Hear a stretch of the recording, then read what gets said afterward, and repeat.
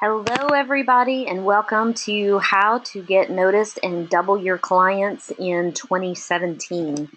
It is right at the top of the hour, and we are going to go ahead and get started.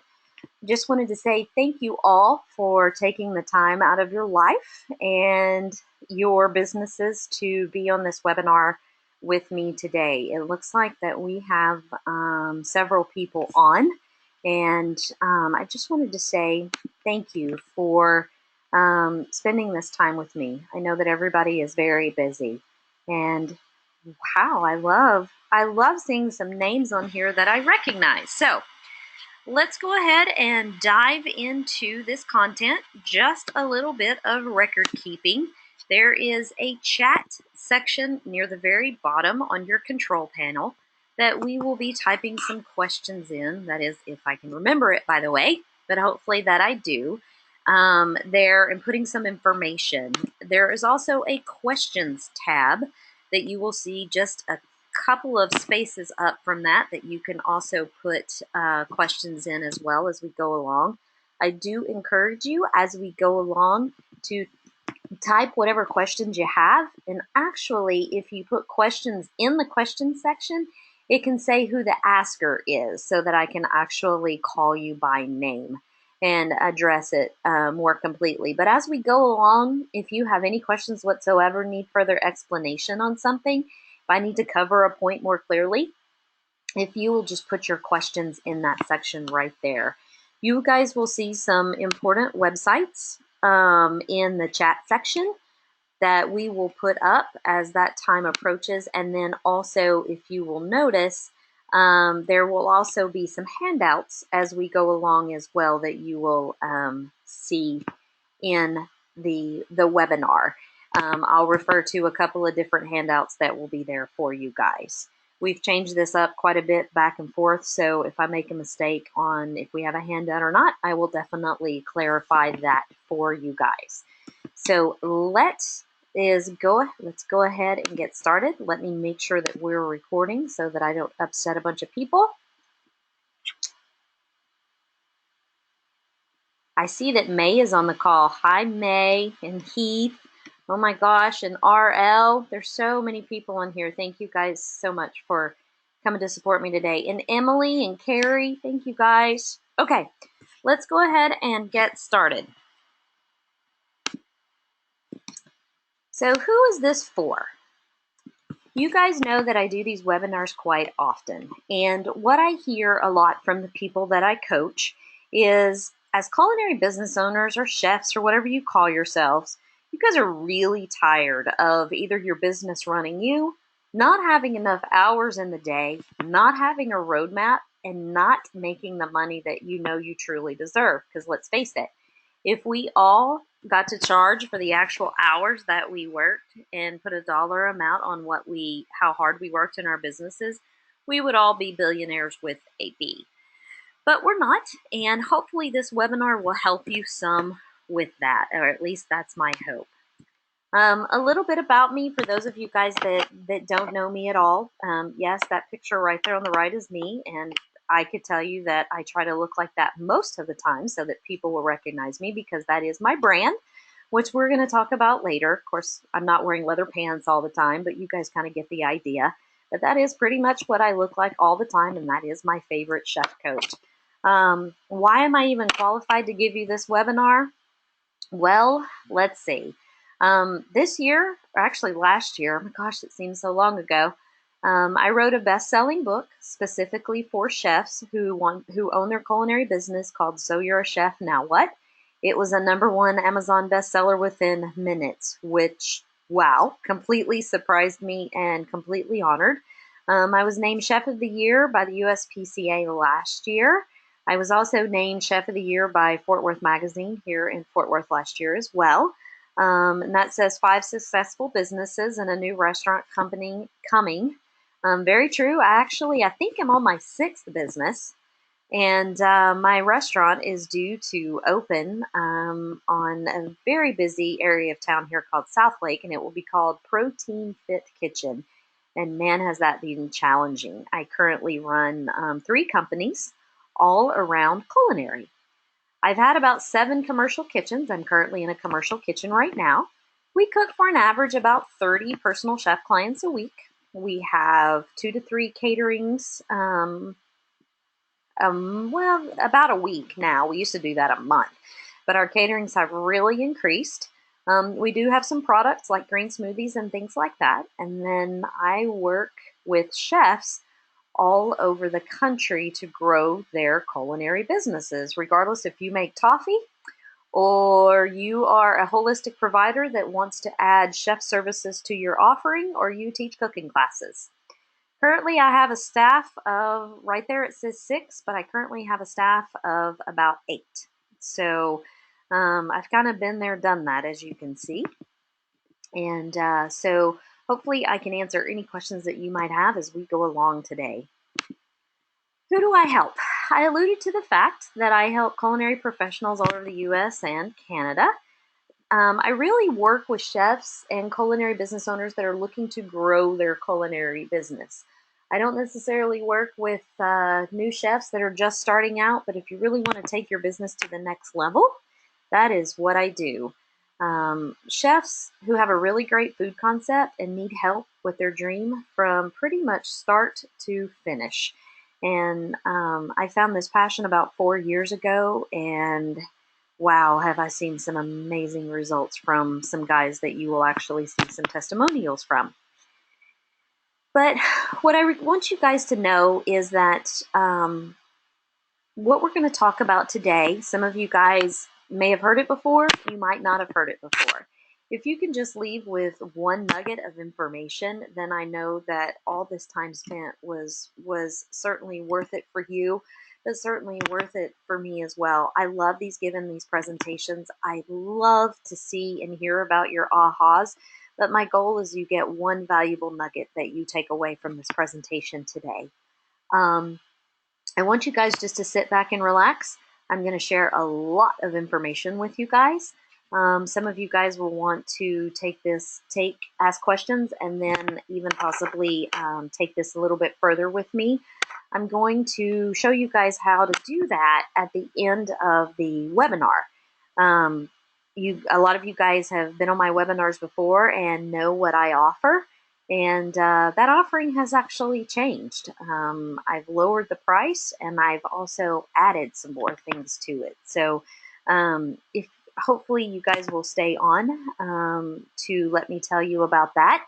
But I'm also going to save some of my best advice for toward the end of the call to encourage you to stay on. So one of the biggest things that I see when I work with business owners is the right mindset. I know some of you guys are sitting there saying, my mindset is great. Well, I've been in business for 15 years, and I've realized lately that I have to be reminded about what the right mindset is for me. Because sometimes, whenever you are in business, it gets very easy to look around to see the success that everyone else is having and kind of let the day-to-day bring you down. What I realized is your best thinking 5 years ago is actually your baggage today. Do you remember starting out in business, even if it was a year ago, or even 6 months ago, or even 3 months ago? Maybe you've been in business for 10 years. Do you remember how you were going to set the world on fire, and you thought that the be-all, end-all way to do business was you weren't sure you had it figured out, but you were for sure on the right path? Well, as the months, days, and years progressed, you realize you were so totally wrong. And your business has changed dramatically in just a short period of time, no matter how long you've been in business. Well, the thing about that is all those thoughts that you thought back then, if you did your business the same way or ran your business the same way back then when you first started out as you do today, it would probably spell disaster for many areas. And then in other ways, you probably run it just the same. But a lot of those thought processes and procedures and the way that you thought you were going to start out doing is actually a problem if you still ran your business that way today, because you grew as an entrepreneur and hopefully your thinking did as well. One of the things I always ask the chefs that I work with is if you were starting out completely fresh in a world where absolutely everything is possible, and I should caveat this in saying you had all the money to do anything you wanted to do, what would you love doing? Think about that for a little bit. So many of us start out in business doing what we love, and then we end up not doing so much what we love, and our businesses morph into something that we just do to make money instead of doing what we truly love. But what you will find out is that unless you continue to do what you love and then you go to doing something you don't love, your business will come full circle, and eventually you will go back to doing what you started in the first place of what you love. If you build a business around what you love, the money will always come, and you will never have to work a day in your life. Your business should be created around something that you love, not something that you have to do to be truly authentic. Let me explain a little bit more. There are parts of your business you absolutely love, parts that drain you, and maybe even parts that you hate. And let's be honest, as business owners, that is just the way that it goes. I absolutely despise math and bookkeeping and all of those other things, but it is a necessary evil. I hired somebody to do my bookkeeping, but before that, I used to dread it so badly. If it feels like hard work, you will get trumped by people that have a passion for it every time. So that previous slide where I said to do what you love in your business, as long as you are always doing what you love, you will always have a passion for it. But the minute that flame dies and you no longer have a passion, the people that do what you do, your competitors, will surpass you because they still love doing. You pour that all over clients, how you feel about your business. So keep that in mind. Have you lost your curiosity, or do you still have that spark when you were a child? From a place of vitality, you will do your very best work. Well, that's a well done statement, but it is very true.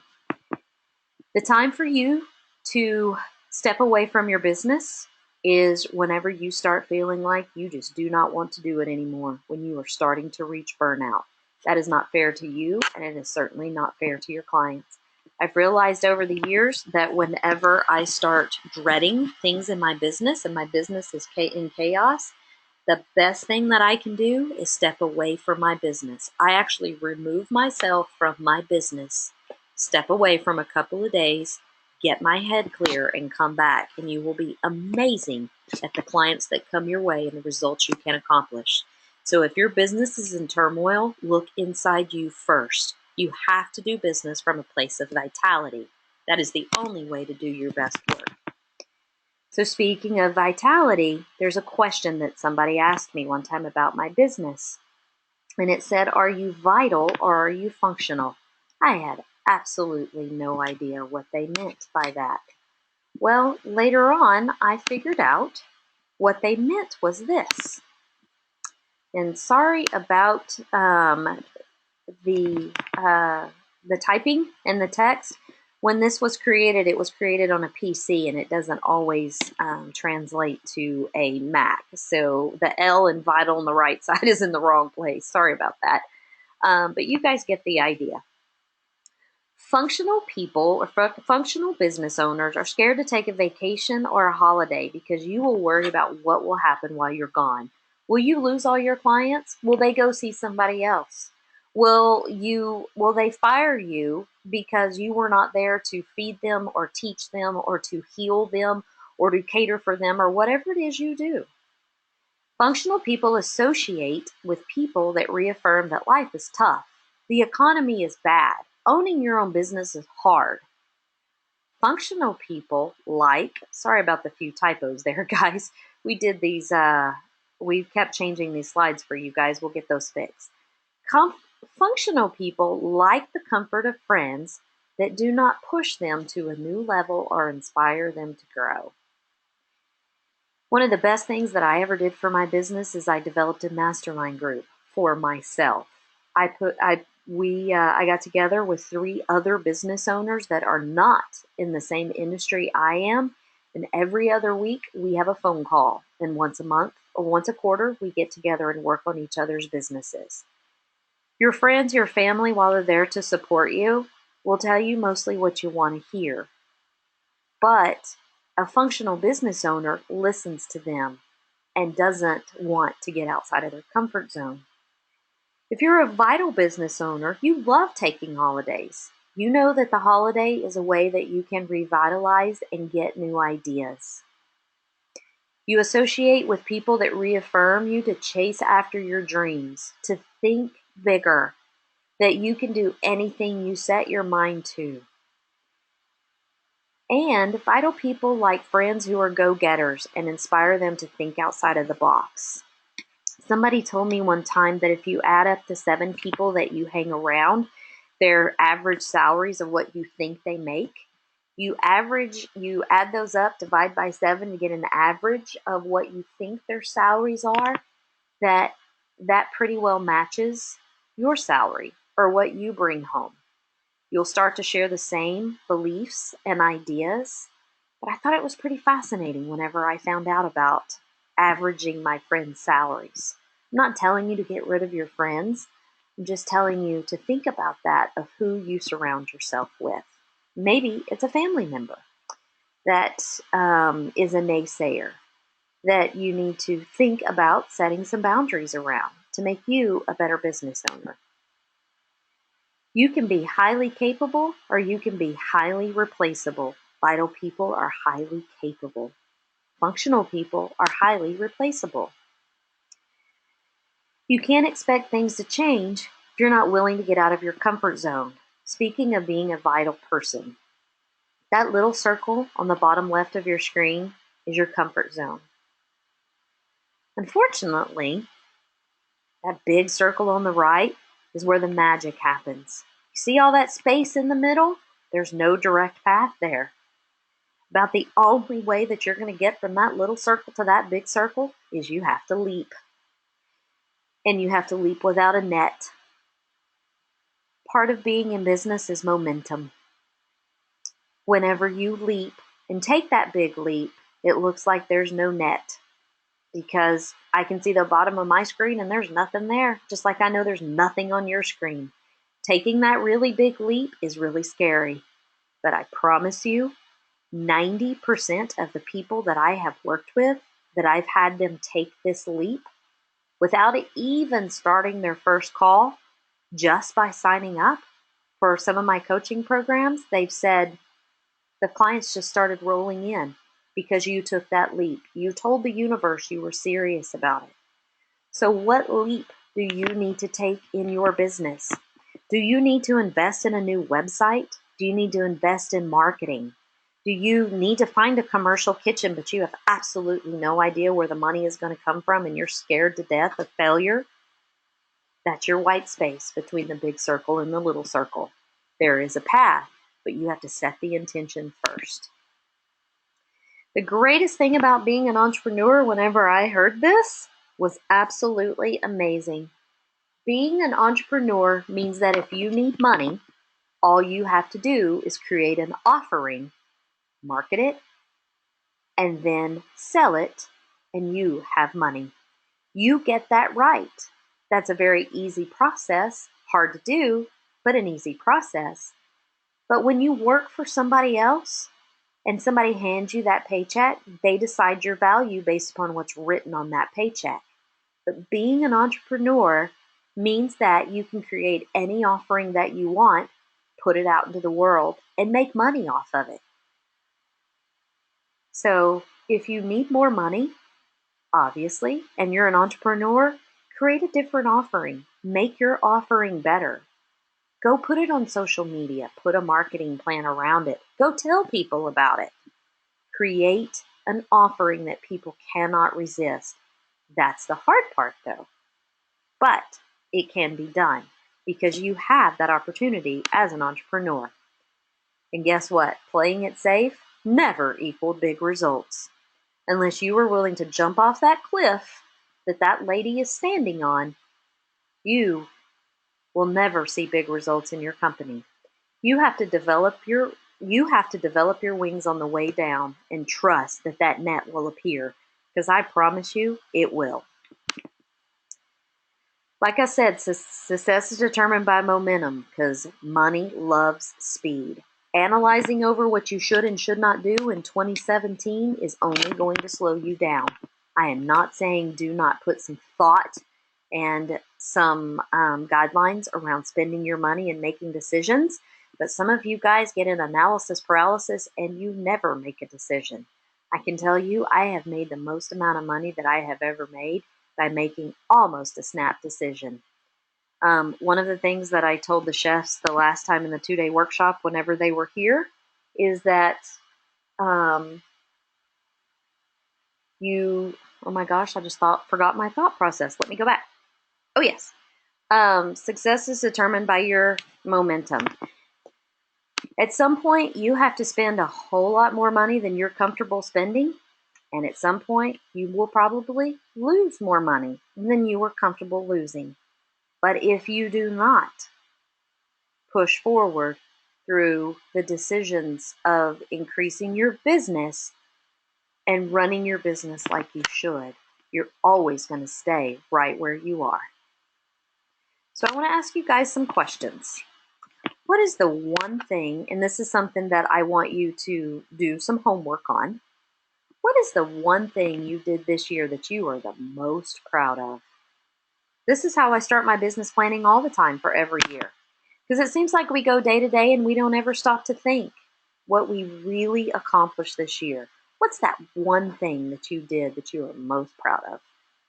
What's the one mistake you made and the lesson you learned from it? I actually don't like the word mistake. Once I learned the concept of everything being a pivot point, that just because you started down a path, there's no law that says you can't change it. So if you think you made a mistake or have a regret, change that in your mind. It's actually a pivot point. Just pivot. Go a different direction. So what's the one mistake, the one pivot point that you learned the very most from this year? Everybody's got one. What's the one story that you're willing to let go of by the end of this presentation? Not workshop, but presentation. The one story that you want to let go of. Everybody's got one in their head. Everybody needs to fire a committee that's in their head. Maybe it's you lost your biggest client because you screwed up on a catering event. So what? That's gone. Maybe somebody told you that you would never make it in business. Let that go. Maybe you tried to hire employees and that failed miserably. Whatever, let it go. Because unless you let it go, it's going to continue to affect your business. What's the one word that will be your golden thread for this year? For me, it is all about finances. I plan to analyze every single penny spent and every single penny that comes into all of my companies. I want to know where it all is, and I'm going to analyze it. It's one of my weaknesses. I did this one time in my business, and I recovered over $700 a month. You would be surprised when you call your phone company and let them know that you're going to cancel your plan, how much less money you have to spend as a result. But what's the one word that's going to be your golden thread? Maybe it's the word me, that you're finally going to take care of you this year. So the one thing you did this year you're proud of, and if you don't mind, if you'll put it in the chat section, I want to know from any of you guys on the call, and I can't see who your name is when you put it in the chat section, the one thing you did this year that you're really proud of. I'd really like to share that with the group. So if you will go ahead and put that in there as we move along so I can share that with the group. What's your BHAG? It's a funny name. What's your big, hairy, audacious goal? What scares the you-know-what out of you? I want you guys, this is the second part of your homework. I want you guys to write this out. I want you to write it out in first person. What I mean is, when this is all said and done, and you have met all of your goals, what does your lifestyle look like? What does your business look like? Because remember, you should always build a business around a lifestyle, not building a business to have a lifestyle. If you build your lifestyle first, then what will happen is the business will automatically integrate into your lifestyle. So what's your big, hairy, audacious goal? Write it in first person. Are you sitting on a beach somewhere in Italy in a lawn chair and you can feel the sand between your toes? Your drink is just a little bit sweet. You're trying to get internet access because you're pretty sure that you made money in your sleep overnight and there's at least 7 figures in your bank account. Write down what that 7 figures is. Maybe it's only 6 figures for you or 5. Doesn't matter.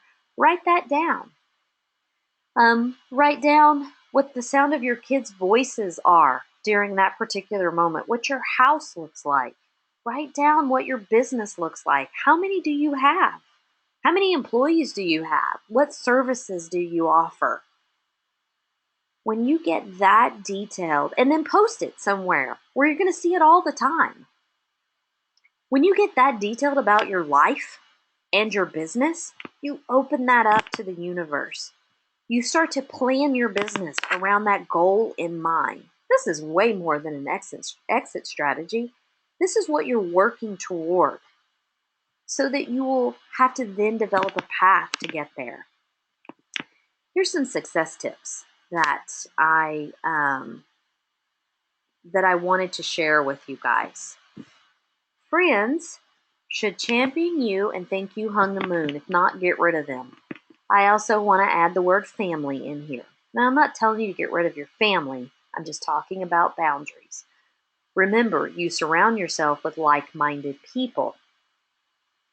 When you surround yourself with like-minded people, your success is determined about who you hang around. Book a night alone regularly in a hotel room. Consider it once a quarter. I started doing this a long time ago, and it is one of the main things that has made a ton of difference in my business. Candace actually put under handouts, she put the BHAG worksheet there, your big, hairy, audacious goal, so that you guys can have that and download it. The book a night alone regularly in a hotel room. Consider doing it once a quarter. Can you imagine what it was like to totally check out of your business and your life? Take a big Post-it note with you, the one that sits on an easel, a bunch of Sharpies, order room service, stay 2 nights, turn your phone off, and get everything in your head out of it. It is amazing what you will accomplish. Money likes speed. Learn to be a quick decider. We talked about this earlier. I read a book one time, and I cannot remember the name of it, but the gist of the book was this. When you're trying to make a decision, it is either a hell yes or a hell no. And that's hell, by the way. I have a Texas accent. The stuff that falls from the sky, as well as where the devil lives, is all the same. Is pronounced all the same thing for everybody on the call. I just wanted you to know that because I cannot pronounce it different. But it is either a hell yes or it is a hell no. Once I started instituting that in my company and I stopped being wishy-washy, things started to change for me. You need to surround yourself with fresh ideas, insightful people, and inspiring places. Be a part of a peer group that holds you to a higher standard. The one thing that will set you apart from your competitors. I've alluded to this just a little bit, but here it is. Focusing on the small details. And you're sitting there thinking to yourself, wait a minute. The small stuff doesn't matter. Well, I'm going to introduce 2 concepts to you guys today around the power of one. And I'm going to explain them as we go along. But why is it when we all have the same amount of hours in a day, some people accomplish so much more? I love the mug that's there. You have the same amount of hours in a day as Beyonce. Yeah, or the president, or whomever that you think has all this stuff to do. You all have the same amount of hours. So why do some people get so much more done and are so much more successful? Successful business owners will see dramatic, remarkable results with a sense of clarity. You have to focus on one thing. So I'm going to go two ways with this. We're going to talk about doing one thing in your business, and then I'm also going to talk about a golden thread. So let's split these up and I'll explain why. It all has to do with the power of one. In order to go big, you have to go really small. Let me explain. What's the one thing Michael Phelps does? He swims. That is what he does. He doesn't play basketball. He doesn't play baseball. He swims. He focuses on one thing and one thing only. Sarah Blakely, founder of Spanx. Footless pantyhose. Who knew? She's a billionaire. I used to use, and I love using In-N-Out as well. You go to In-N-Out for a hamburger and french fries, not sweet potato fries, not a hot dog. They focus on one thing. So, I want to ask you guys, how many different offerings do you have in your business? Do you have 5 or 6? Or are you known for one thing? What is your brand about? What makes you so different that people seek you out for one thing? Are you doing cooking classes and catering and personal chef services and grocery store tours just to make money? Have you ever sat down to really think about how much money you make with each one of those offerings? Look at your profit and loss, or figure out how much each one of those offerings are if you were to sell it once. Write it down on a piece of paper, all your offerings. And if you were to sell it once, how many do you do a month? And then multiply it by 12. And then when you do that for each offering, add it up. That's how much you made last year. But take a really hard look at the things that truly made you money. What if you put everything into just a few of those offerings? Maybe your top 3 or maybe the top 1. How much more money would it make you? Do people know you for that 1 or 2 things? Or do they really not know what you do because you're trying to do everything to make money? I call it boiling the ocean. Whenever you guys are thinking about all this stuff as you go along, I want you to realize that magic never happens in the middle. It always happens at the extremes. This is painful stuff that we're talking about, and I am pushing some of you guys to think differently. But the thing about it is you never change until you are at the very end of your rope. That is an extreme. What's the one thing that I can do that such by doing it, everything else will be easier? So we talked about how having that one core offering like In-N-Out is so very important. They figured out that's what makes them money. Figure out what that one thing is that really makes you money. But if you've ever realized, and I'm going to switch gears a little bit here to the power of one, talking about a golden thread, have you ever realized that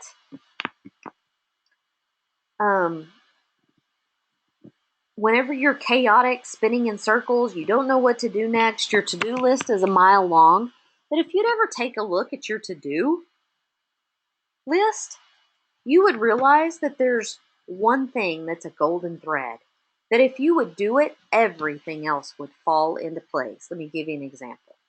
I need more clients. My marketing is not in place. My brand is not in place. I have to fill out this menu. Then I have to go run here.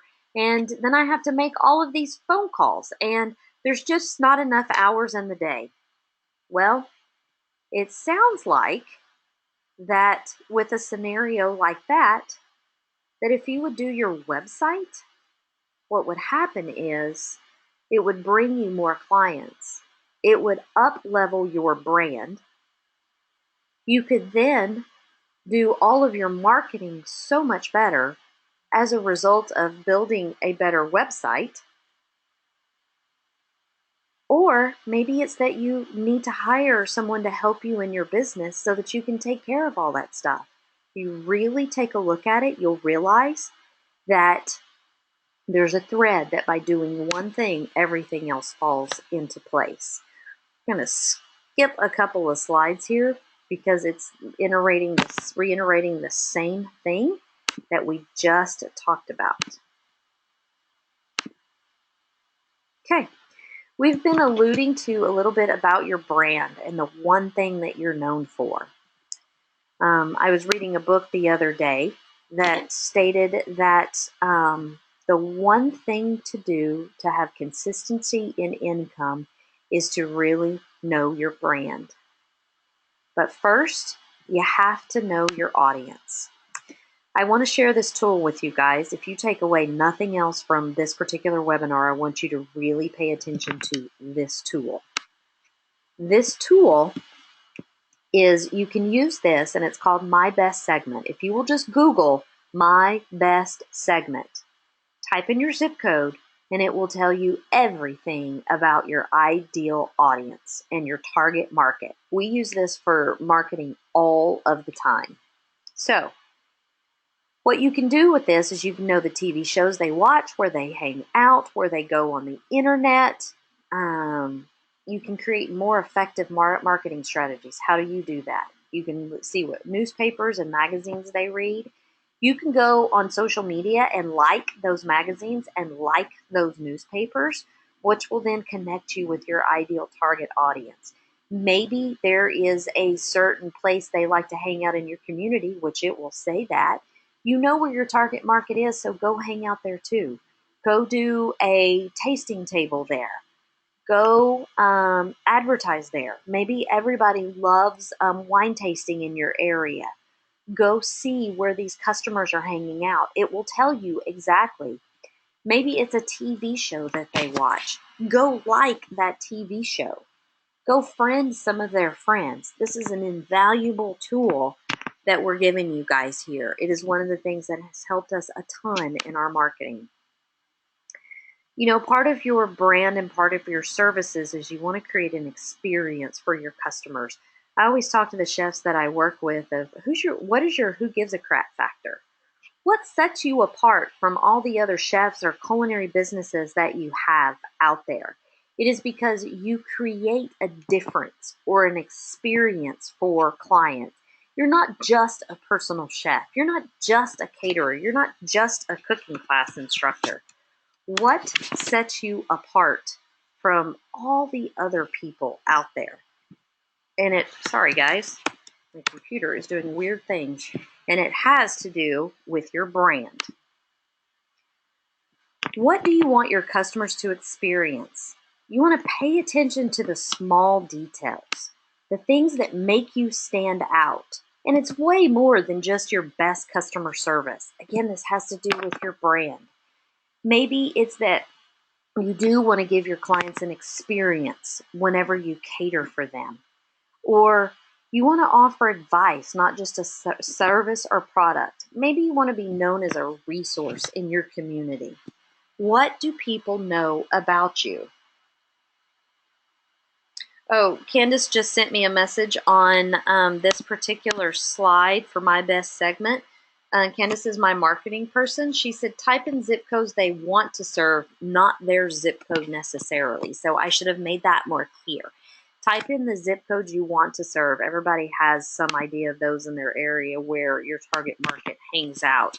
Thank you for clearing that up, Candace. Think different. If you've ever noticed that Apple is pretty darn consistent in what they do, Apple actually creates a whole experience of consistency whenever you walk in. They have something called Apple, A-P-P-L-E, where they first greet you and then they send you to one place and then they send you to another place in the store. But they have to learn the Apple way of doing things. Consistency in your business and your brand is the key. We're going to talk about some consistency things that you can do. Create a brand style guide with fonts, colors, and graphics. Okay. Long story short here, what this is this is something that your website provider should provide you.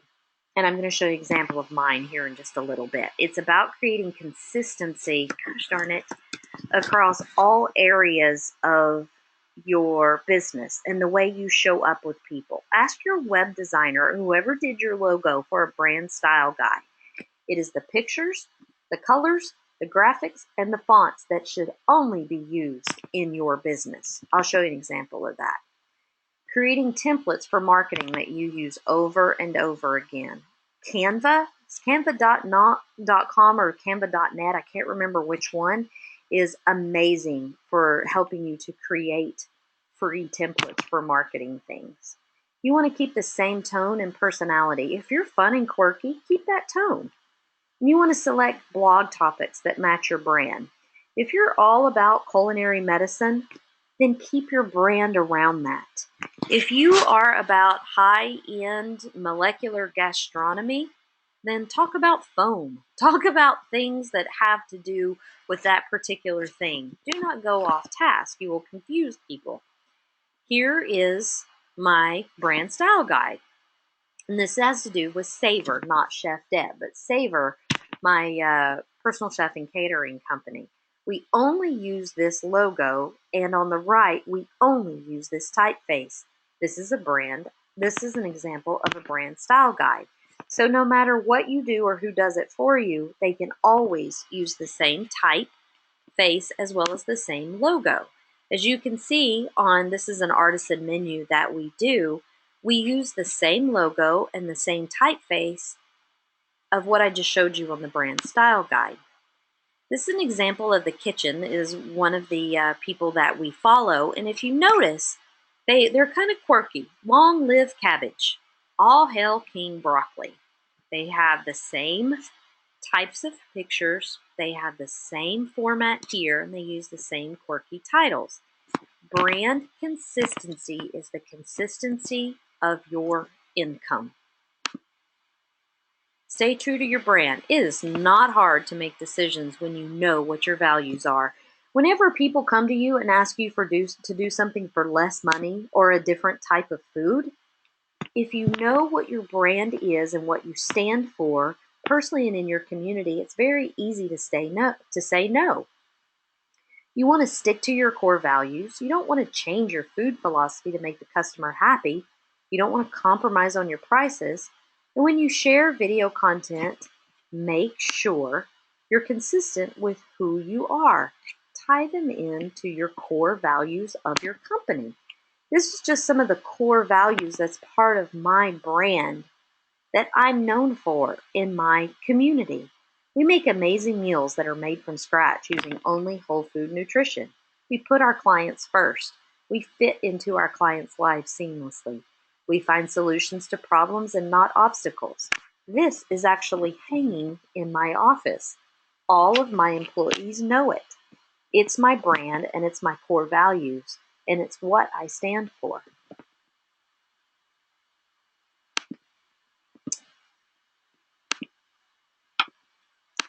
So sorry guys, that picture is a little bit over the word. Again, it has to do with a little bit with formatting. But Oreo's brand has always been about dunking the Oreos, and so they tied it in the Super Bowl. Trending media to share their message. And if you see at the bottom of that picture, you can still dunk in the dark. On Twitter during the Super Bowl, there was a power outage, so they tied their brand to very relevant things that were happening now. Hope that makes sense to you guys.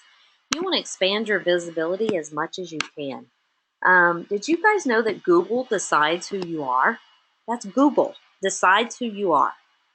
In that case, did you know that 75% of your marketing efforts this year should come online? Whether it is social media or some form of digital marketing like your website, 75% of what you do in marketing this year should all be online. They are, no matter what you do, it is always the way that you look, the consistency in your brand that you will get more clients and you will make more money. You want to do things like get into many offline and online publications as you can. Think about the paper publications in your area, because still 25% of your business needs to have you showing up in your community. and locally, offline and online. Guest blog posts on sites your target market visits. We have some food bloggers in this area where we've done guest posts there quite a bit, and in our local magazines. Um, get out in the community, get pictures with other local celebrity chefs. Seek out speaking opportunities. Even though 75% of your marketing should be digital, they still want to see you out in the community. Again, it's that other 25%. Speaking is huge. At no other time will you be in front of a group of people that you can share what you do. When you do digital marketing, you really have no clue how many it reaches, but whenever you have the chance to speak, every person in that room with their butt in that chair is there to listen to you. You know exactly how many people you're reaching, and you can reach a mass audience by speaking. So hopefully you will get over your fear of speaking if you have that. It allows you to showcase your expertise, it allows you to grow your brand, and it allows you to be an expert in your community. Put together a speaker sheet when applying for speaking opportunities. This is just an idea of mine. It does not have to be this fancy. If you don't have one, don't worry about it. Just get out and speak. It is my number one way not really. It's probably it's my number one way from a non-digital marketing perspective that I bring in more clients to my business. This talks about two of my businesses. I have Savor and I have Chef Deb, both on here as well. This speaker sheet actually allowed me to speak to everything from the American Culinary Federation to the United States Personal Chef Association. And that is one of the big ways that I get my message out, to be able to consult and mentor with other chefs. Don't you guys love this picture? You need to keep really good company. Surround yourself with entrepreneurs and people who inspire you. Network and attend events with other local well-known chefs. For example, I do a lot of charity events every year. This is me, by the way, in the middle, bottom row, in the middle of the girls, I give a high-end auction item, but in exchange for that, I have a tasting table where I have a fishbowl where I give away a small personal chef service. The small personal chef service is minimal because the names that I collect in that bowl, I then follow back up with them through something called a nurture sequence, or even a phone call, just to let them know about the event. I was grateful that they were there. They either did or did not win what the fishbowl drawing was. But I'm also on stage talking about my live auction item, not silent. Sorry if I said silent. Talking about my live auction item. I usually have 300 people with all eyes on me, where they are hearing about what I do in my business. That is phenomenal marketing. How much would you pay for 300 people to hear what you do only? Everyone is listening to you at events like this. Take the pulse of your customers. A good brand cares about what your customers think. Have you ever thought about sending a survey or an email to your current customers to make sure that they are getting exactly what you think they're getting? SurveyMonkey is free. It's surveymonkey.com, I believe. You can create your own survey and send it to your clients. It works like a charm. This is just an example of a survey that we send to our clients. Does your service fit easily into your life? That was one of my core values. Do you like the variety of food on your menu each service? You would be surprised what you learn from this. Keeps everything consistent. Let's talk about some reasons why you should let it go. A little bit of a music from Frozen. Look at something real quick.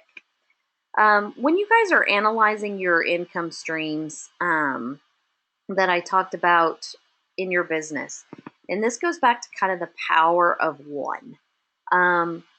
Is there something that you're doing in your business that you really need to let go of? That once you let go of it, it's going to free you up for more time in your business. Maybe it's beneath your growing fee structure. Maybe you just don't like it anymore. Maybe it's not within your strategic plan. Maybe it doesn't mirror your personal beliefs anymore. And here's one. Maybe nobody is buying it, but you just really love doing it. But if nobody is buying it, let it go. It will ruin your brand. Obviously, you're known for something in your community, and that's what most people pay you the most amount of money for. This is what I talked about, enhancing your current income streams for greater ROI. This is a worksheet that I can have Candace pop in here for you guys so that you can evaluate your own income streams. I kind of got to it a little bit faster earlier without the slide, but I absolutely love this. This will help you write down your yearly revenue goal, the sales that you want to make. Hopefully it's at least 50% more than you made in 2016. Write down each of your products and services, how much one client would pay for at one time, multiply it by 4, or however many you sell a month, and then multiply it by 12, and then put it over at the end. I was hoping that we would have this in here. I forgot. Here it is, guys. We just made it easier for you. Here's one of the things that most people love most. Here are the expert marketing techniques that has really worked to help me grow my personal chef and catering business. But these techniques work for everyone in culinary. Let's go through them. 43% of our new clients last year were a result of referrals from friends, family, concierge doctors. These clients came to us organically. Do you ever ask for referrals? Do you give your current clients permission to refer you? That probably sounds very strange, but how many of your clients have actually said, is it okay if I give your name and number to my friend? Yes, but you have to give your clients permission to refer you. Sometimes it's as simple as an email that says, if you love your service, surely you know of another friend or family member that would love a service like yours equally as well. Would you mind passing along my information to them? If somebody signs up, I'd love to make a free meal for you. You'd be surprised how many people will do that. Find businesses with a similar target market and mission. How can you complement their offerings and make it better? Build a relationship. Serve lunch. Find more partners like them. Okay, that's kind of a generic slide, but if you see this right here where it says concierge doctors, I can't tell you what a great relationship that is. That's actually the second thing that has brought us a ton of business this year is I offered to bring in lunch to concierge doctors, not necessarily for them to refer to me, but we share the same target market, and I have several clients that ask me about referrals to doctors or if I knew of anybody. So we can mutually share business. Whenever I present it as a mutual relationship that I want to know more about what they do to refer them, and oh, by the way, I'm bringing lunch, I have yet to be turned down as a result of that. So think about concierge doctors where you are and think about approaching it from a different perspective. 35% of our new clients last year were a result of our website. That is huge. Have you taken a look at your website lately? I actually thought it was higher than this. I probably get 7 out of 10 of my clients that will actually say, I found you through Google. If 7 out of 10 of my clients say that, then that means about 70% of my business is coming from my website. How many clients tell you that they found you through your website? If 70% of them are not saying that, then you're losing 70% of your business. You have to have a great website. If you get nothing else from this call, please know if you have any money to invest this year, invest it in a website provider. Do not do your own website. Look at your Google Analytics. Find out how many people are coming to you through the website. Remember, 75% of your marketing should be done via the web.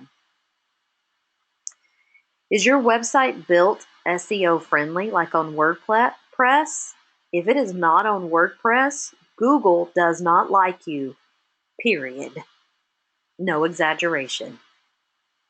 Makes it easy to get started with a service or purchase a product. Websites convert. It addresses their pain points, it answers common questions, and it is visually appealing. But it is all about your brand. 5% of our clients this year came from traditional advertising in magazines, and it was our highest return on our investment. So 5% of our clients came from there, but they were some of the highest paying clients, and we spent very little money for what the type of clients that we got. I need you to understand that this was not necessarily just print advertising. It was print advertising, but they also did an editorial on me each time. It was the editorial that sold, not the print advertising. It just supported it. I want to be very clear about that. Traditional advertising, it's kind of like what I just said. Make sure that they do an editorial for you, and you want to look for traditional magazines that will allow you to have writing opportunities as a guest blogger. You want to advertise in issues that have a longer shelf life. Trade services, cater an event for them, because most high-end magazines have parties at a discounted ad space. This is the way that I pay for my advertising in these high-end magazines. I usually pay about half of what everybody else pays. Ask them to send you a media kit. New clients last year were about 3% from social media and networking. Still, that's great because we received clients as a result of our online marketing. We ran Facebook ads. We also ran Google ads. We did all kinds of things, and it really paid off. Make sure that you're using the rule on social media of 80% being really valuable content and 20% is a little bit salesy. You just want to make sure that you're engaging. Post links back to your website and sales pages and blog articles. Try to get them back to your website each time. This is one of our social media postings that Candace does. I'm going to kind of just skip through some of this. If you have an email list, and hopefully you guys do, segment it so that you know exactly what's going on whenever you do your marketing. Send catering emails to catering clients. Send personal chef emails to personal chef clients. Send cooking classes information to only cooking classes instead of having kind of a spray and spray approach. Let me skip. Oops. Let me make sure we talked about that. As you can tell, you want to diversify on your marketing, both offline and online. So I'm going to check the question section. I see some, and I will answer those here very shortly. Thank you guys for asking those. So here's the deal. I told you guys earlier that we have changed some things with my coaching programs. I have actually made them fit the level of business owner that you are. According to where you are in business, are you still in a foundation mode? Are you in a foundation mode but want to take it to the next level? Or do you have that next level and want to blow it out of the water? So what I want to let you guys know about, and I'm about to answer your questions, is a lot of you guys know about eChef Club. Some of you don't. But eChef Club was created for people just like you who want to grow their culinary business. They do not have a big budget, but they kind of want to dip their toe in water. You're probably at about sales, somewhere around $30,000 to $50,000 in sales, and you want to be with like-minded business owners and really to figure out your problems, to have a path, to have a roadmap with what you do so that you're not just left out there floundering. You want to be with like-minded people. That is one of the reasons why we created eChef Club. And the cool thing about it was, it used to be $49, but now it is literally $29 a month. $29 a month, and I have monthly office hours for 1 hour where you can come on and ask any questions that you want about your business and learn from other business owners at your level. So nobody's going to be on there asking questions about where do I buy my chef coats. We do expert interview calls once a month where we interview somebody that is very successful in their businesses, usually in the culinary business. And all of these calls are recorded, which I'm going to tell you about is something that we added to this offering. There's a private Facebook group that is super active, and it's only for what you're going to find on there is people asking more advanced questions about business. You're going to get a daily tip in your inbox every day, some with worksheets on how to grow your culinary business. You're even going to be part of a co-op. It's a menu planning co-op where you can go in and share menus whenever you get stuck and then grab menus as well.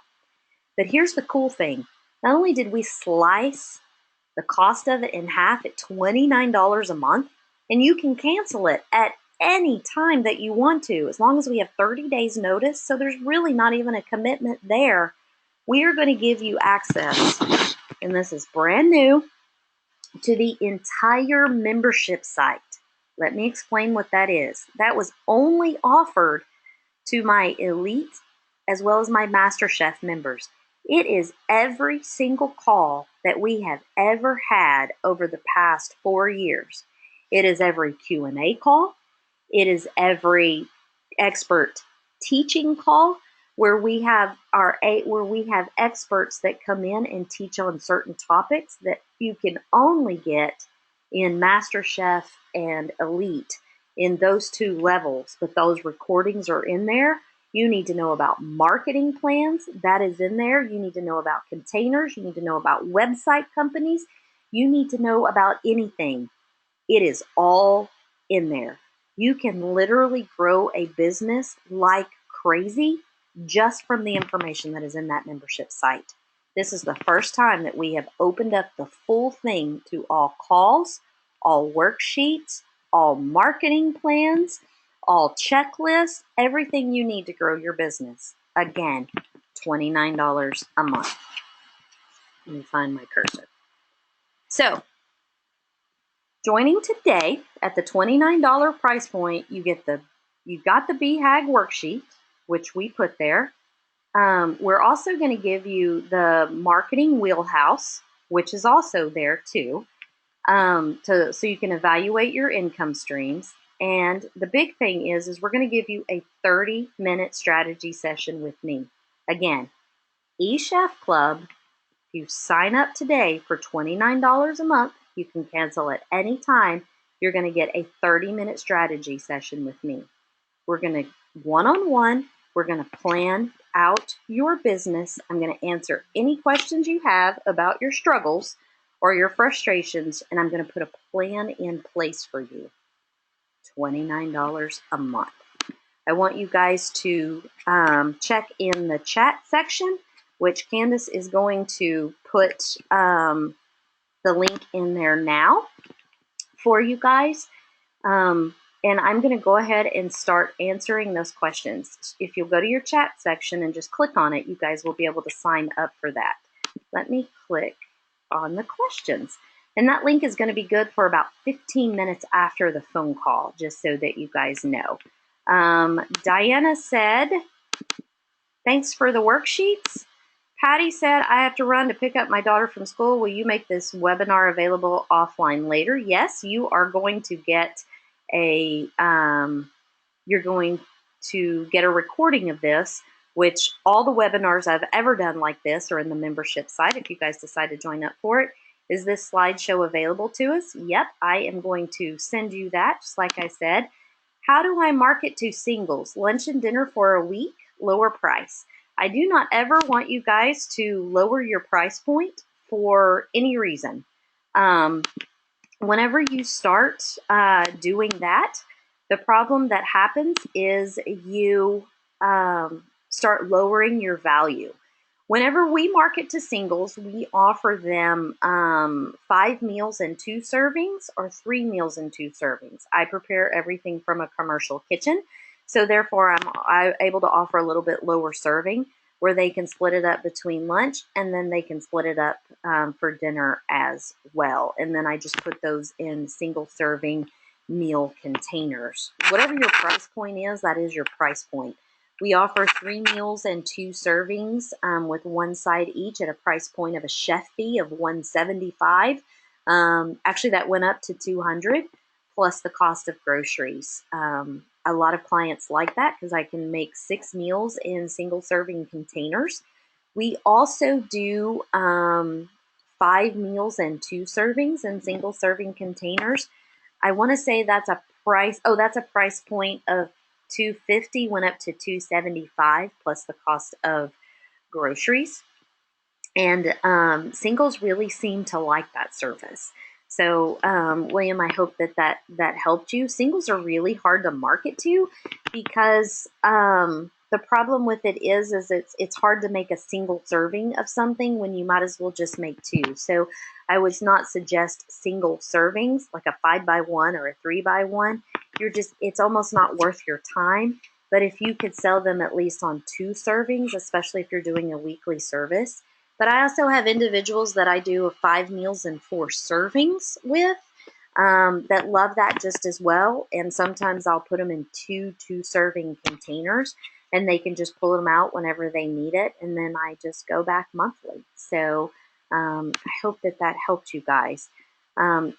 I think we're at the top of the hour right now. I don't see, wait a minute, here's more questions. Diana said the cost of groceries is factored in after cook date. Since I have a commercial kitchen, we charge a chef fee plus groceries, but we buy our clients groceries the morning of their service. And then we send them an invoice for a chef fee plus groceries.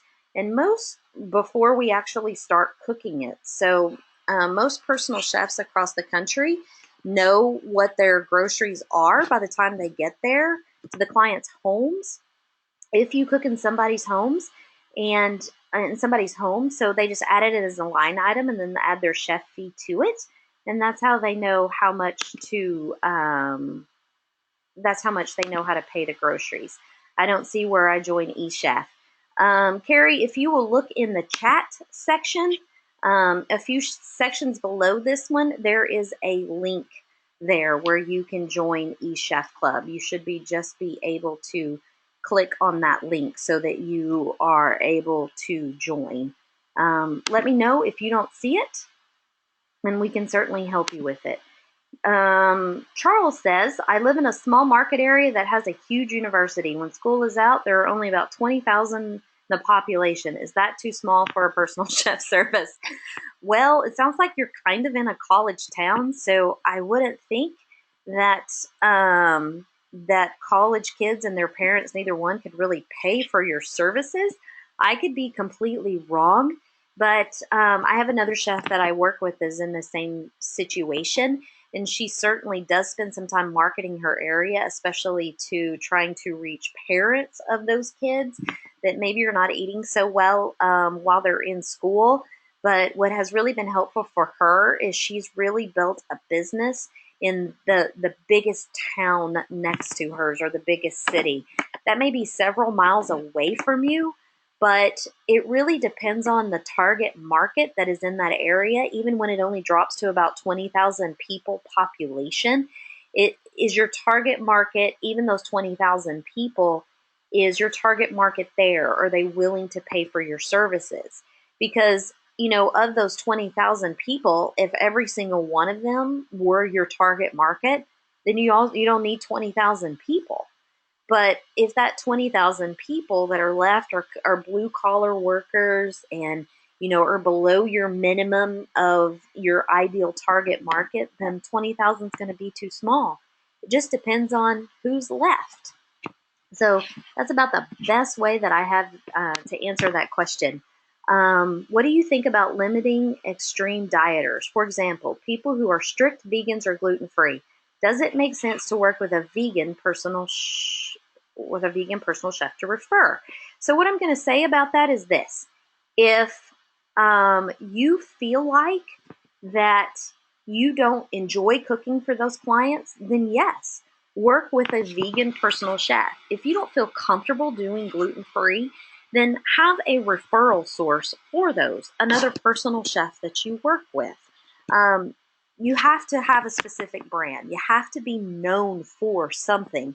If it is not cooking for vegans and it is not cooking for special dietary needs, and you have just this love to bring the family around the table again, around whole food nutrition, but you don't want to do special dietary needs, then don't do it. And if you don't want to do vegans, but here's the key in all this. Set up a referral relationship with them so that they pay you a percentage or a referral fee every time you give them a client.